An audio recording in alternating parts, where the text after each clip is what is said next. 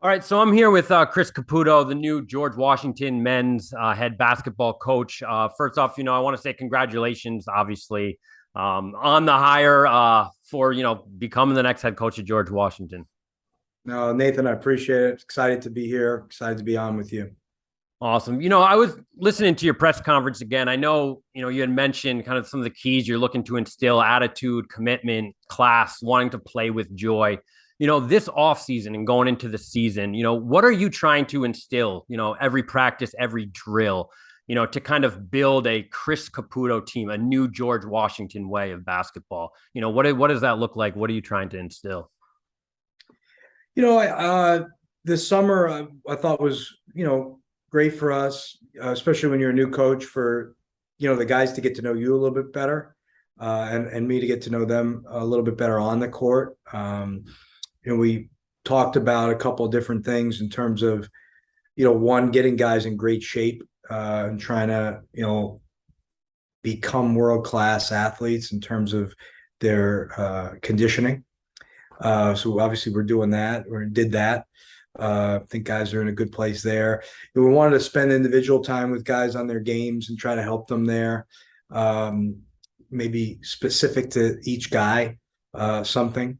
And then, really wanted to sort of instill the basics of the way we wanted to play offensively, and really get them to share the ball and play with each other. And I think with that comes a lot of joy, right? When you're sharing the ball and playing together. And then, as we got to the fall now, we're starting to build out, a defensive system. I always kind of felt like in the summer, if you spent a lot of time on your defense when they went home for 3 weeks in August, you'd have to rebuild your defense again.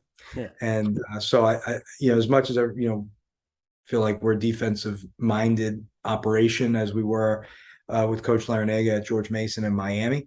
Also feel like, hey, there's a time for that, but it takes longer to be good on offense. It takes longer to become maybe more skillful or work on something that you need to work on. And so for us, we sort of dedicated the summer to that. And now that we're, in the fall, we're sort of shifting a little bit more towards the defensive side of the ball. Awesome. And you come in with, as you had mentioned, a ton of experience, been extremely successful as an assistant, as an associate head coach, Final Four teams, NCAA tournament teams, getting guys to the NBA. With all that being said, this is, being a head coach, I can imagine is being a little different. What has been the biggest adjustment for you, and maybe even outside of basketball, but kind of adjusting to this role, and entering the season?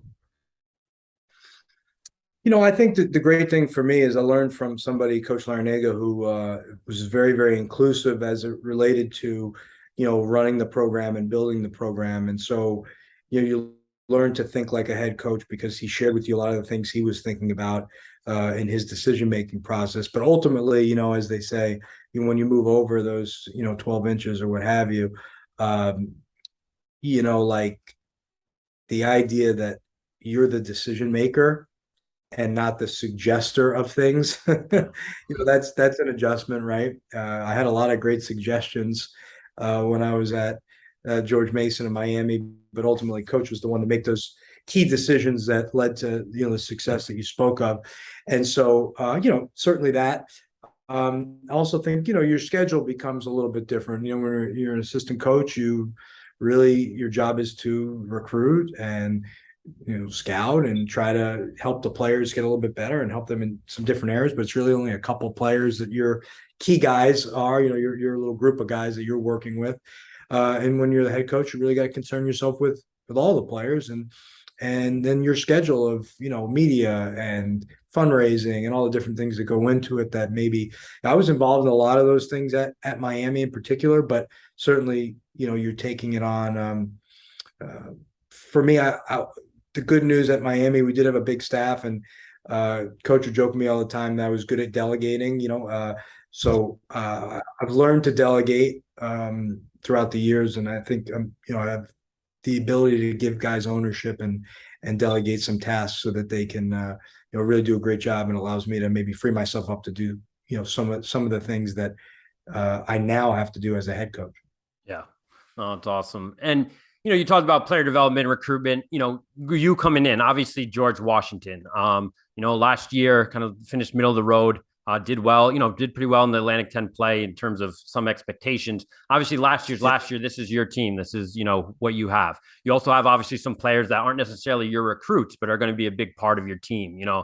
I look at obviously, James Bishop offensively, what he can bring, Hunter Dean, Lindo, Brown. I know you have some newcomers, Edwards, Clark, but, the makeup of your team right now, what do you like? What do you see in what you have moving forward into this season in terms of, maybe some individual players?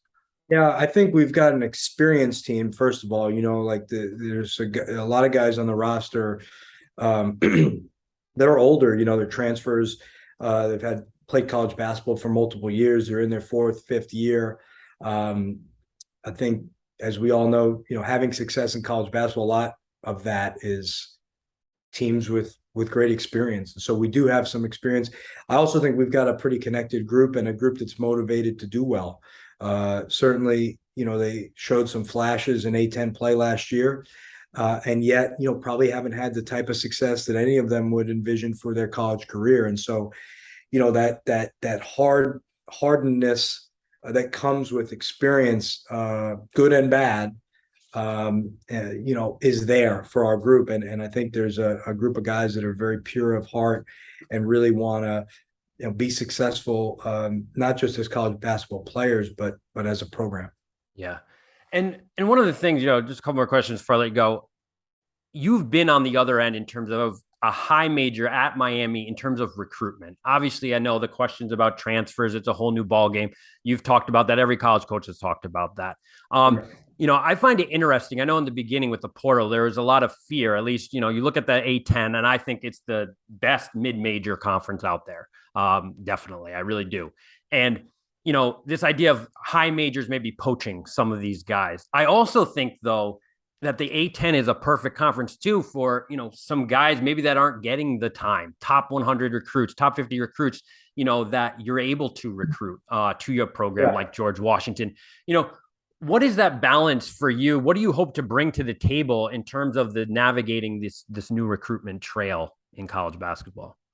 It's funny. We were a little bit ahead of the curve, Nathan, at Miami. We go to two Sweet 16s and an Elite Eight. So of those, 15 starters on those teams, nine of them were transfers, right? So we've been doing this a long time, and GW has had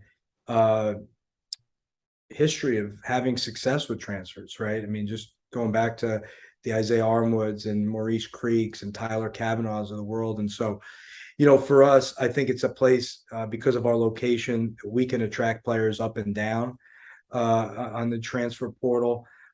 Certainly, we know if you're an all-conference player in the Atlantic 10, you're going to have an opportunity to play in the NBA. That's been proven, right? Not just from guys being drafted, although we've had, I think it's like 26 or 27 guys drafted in the last 10 years, but also, all the different ways that guys are able to make the NBA in this day and age, whether it be, a two-way contract or an undrafted free agent. GW has had, three players in the NBA in the last couple of years. So from my perspective, I think we do get the best of both worlds. I think we can attract players in the transfer portal, but I also think we can make a compelling case for an all-conference player to say, hey, look, your opportunity is here to move on to the next level. And it's been done and shown by many guys over the last few years. Yeah, no, definitely. And, you had talked about, obviously, like I said, your experience, obviously at Miami, but also George Mason, your ties to the area. A lot of talent, obviously, coming in. George Mason, sorry, coming into, just high school. Besides transfer, just the high school basketball in the DMV area. How do you think your experience will help you with that? And then also being able to, which I know you've done at Miami as well, having that international recruitment trail as well. Yeah, well, I mean, as it relates to DMV, it's bar none the best area for high school and AAU basketball anywhere in the country. I think the numbers would prove that. I think the history of success, both at the high school level and the AAU level would prove that. The culture of basketball in this area, the coaching they get, the training, the influence in a positive way of parents and mentors and guardians. I just think it's an incredible thing to be around, and I've been lucky to be a part of it. Whether it was 10 years, at George Mason, or at a time in Miami when we recruit the area as well, and now back here at GW, I'm honored to walk in those gyms and go to those high school games and have friendships and relationships with people. I'm not really going to have to introduce myself to anybody. These are people I've known for 20 years. And I feel I'm not from the DMV, but I feel honored to have had some small part of the basketball culture here. And GW, fits right in, right? We should be a program that's recruiting all the best players from the area, with the hopes of getting a couple of them. You can't get all of them, but the hopes of getting a couple of them. And go back to George Mason, 5 starters from the state of Maryland on our team that go to the Final Four. And then the international piece here is a no-brainer. Everyone you meet talks to you about GW is like, international. You got to recruit international, and it makes a ton of sense for our location and our history and where we are, and certainly we'll be in that space as well. Yeah.